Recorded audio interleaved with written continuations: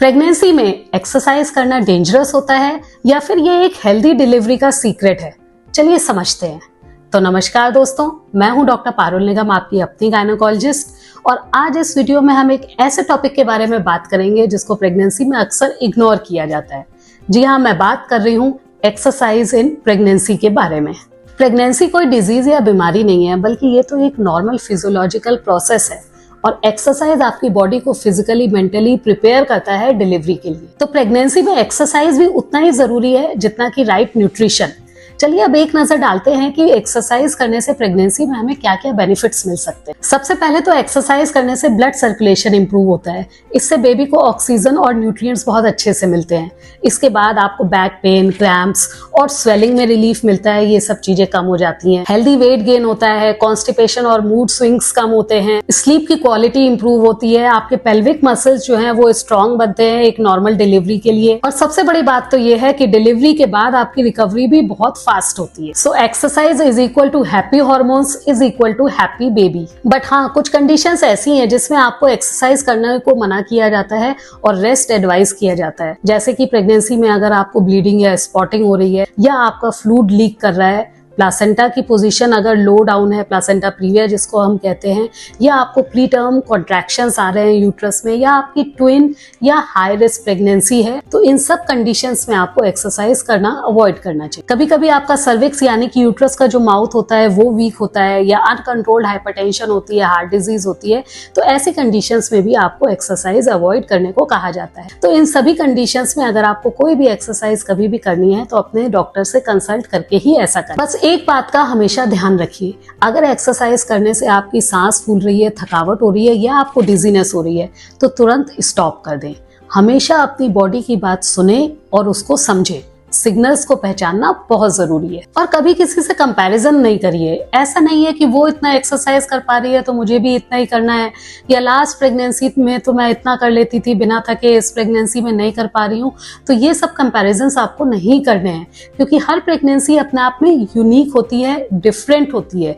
अपनी बॉडी की रिस्पेक्ट करिए और अपनी बॉडी की लिमिटेशंस को समझिए। तो प्रेगनेंसी में कितनी एक्सरसाइज करना सेफ है और कितना आपको करना चाहिए? तो प्रेगनेंसी में एक्सरसाइज का फंडा बिल्कुल सिंपल है। आपको एक्सरसाइजेस करनी है जितना आप कर पाएं।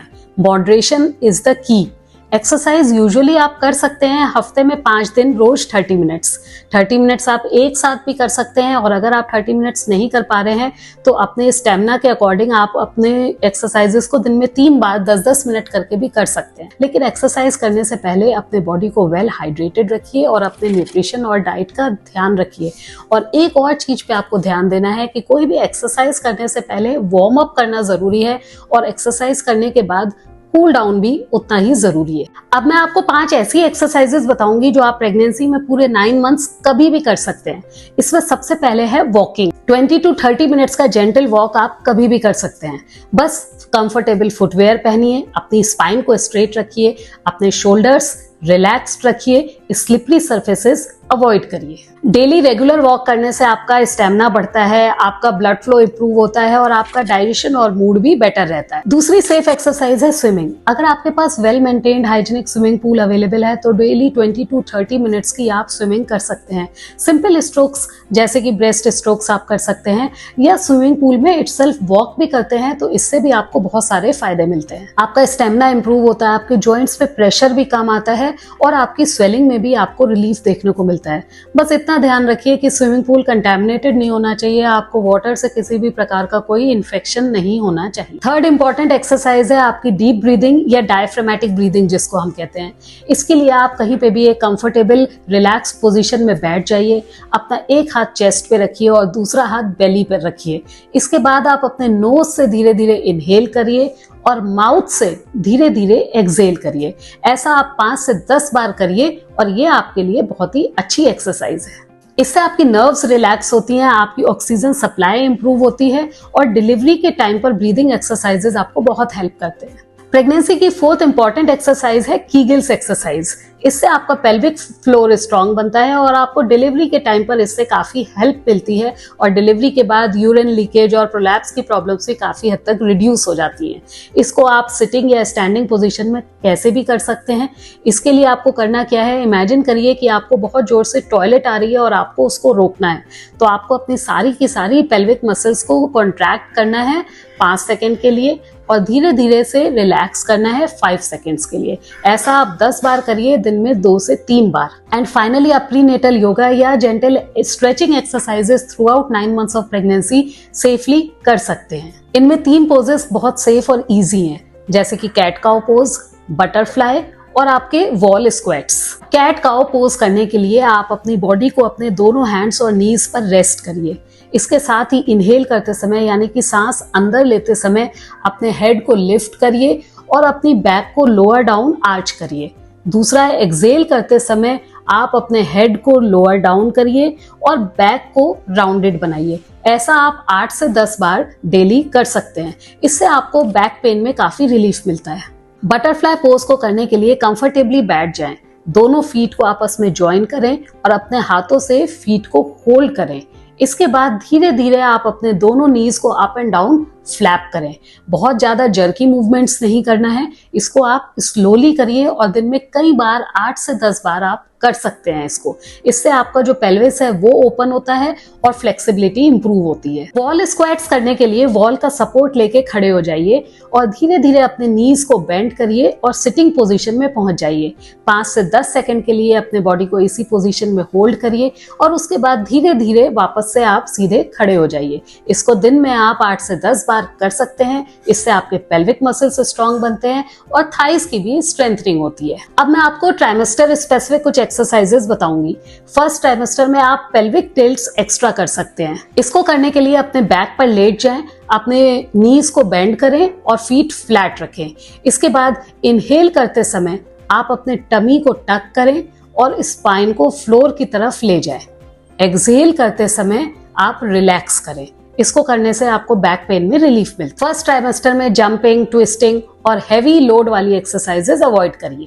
सेकेंड ट्राइमेस्टर में आपका एनर्जी लेवल बहुत हाई होता है और बेबी बम्प अप विजिबल हो जाता है, तो कुछ एक्स्ट्रा एक्सरसाइजेज आप इस ट्राइमेस्टर में कर सकते हैं, जैसे कि side leg raises, modified squats और योगा के कुछ पोजेस जैसे कि चेयर पोज और warrior pose. Side leg raises करने के लिए वॉल के पास खड़े हो जाइए और अपने लेग को साइडवेज 30 डिग्री तक लिफ्ट करिए। 5 सेकेंड्स के लिए होल्ड करिए और वापस ले आइए।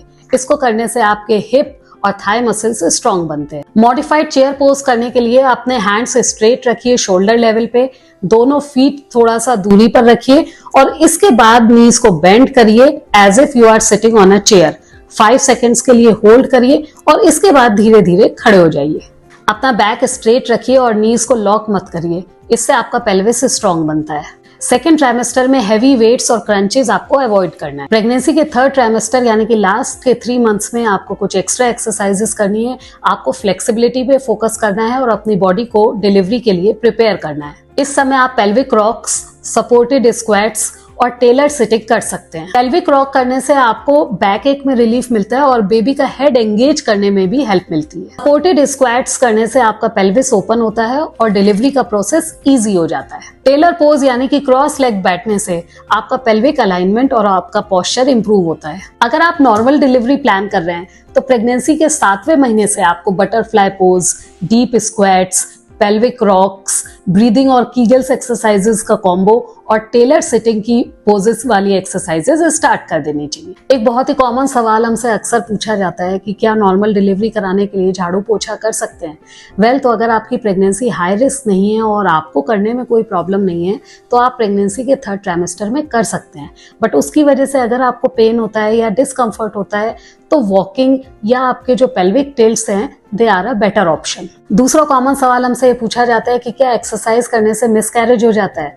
तो मॉडरेट एक्सरसाइजेस करने से ऐसा कुछ भी नहीं होता है, बल्कि ये बेबी की ग्रोथ को सपोर्ट करता है। अगर मैंने पहले कभी एक्सरसाइज नहीं करी है तो क्या अब मैं प्रेगनेंसी में एक्सरसाइज कर सकती हूँ? Well, definitely you can do it. It's better late than never. थोड़ा सा स्टार्ट करिए, स्टार्टिंग में 5 से 10 मिनट करिए और धीरे धीरे उसका इंटेंसिटी और ड्यूरेशन आप बढ़ा सकते हैं। आपको पता होगा कि करीना कपूर खान जो कि फेमस बॉलीवुड एक्ट्रेस हैं, उन्होंने 8th मंथ तक योगा किया है। सेरेना विलियम्स जो कि फेमस टेनिस प्लेयर है, उन्होंने 8th मंथ तक प्रोफेशनल टेनिस खेला है। गैल गैडोट ने जो है प्रेगनेंसी में एक्शन सीन्स शूट किए हैं। और अभी हाल ही में रिसेंटली में आपने सुना होगा कि वेट लिफ्टिंग कंपटीशन में एक लेडी ने 8th मंथ की प्रेगनेंसी तक हैवी वेट लिफ्टिंग करी है। तो प्रेगनेंसी में एक्सरसाइजेस करना सेफ है, इनफैक्ट बेबी के लिए यूजफुल है। बस आपको जरूरत है प्रॉपर गाइडेंस और प्रॉपर ट्रेनिंग की। सुपर वुमन बनने की जरूरत नहीं है, अपने कंफर्ट के हिसाब से अपनी एक्सरसाइजेस करिए। कल से नहीं, आज से, अभी से। तो मैं हूं डॉक्टर पारुल निगम। अगले वीडियो में फिर मिलूंगी आपसे कुछ ऐसी ही इंपॉर्टेंट जानकारी के साथ। तब तक के लिए stay fit and stay healthy. Bye bye.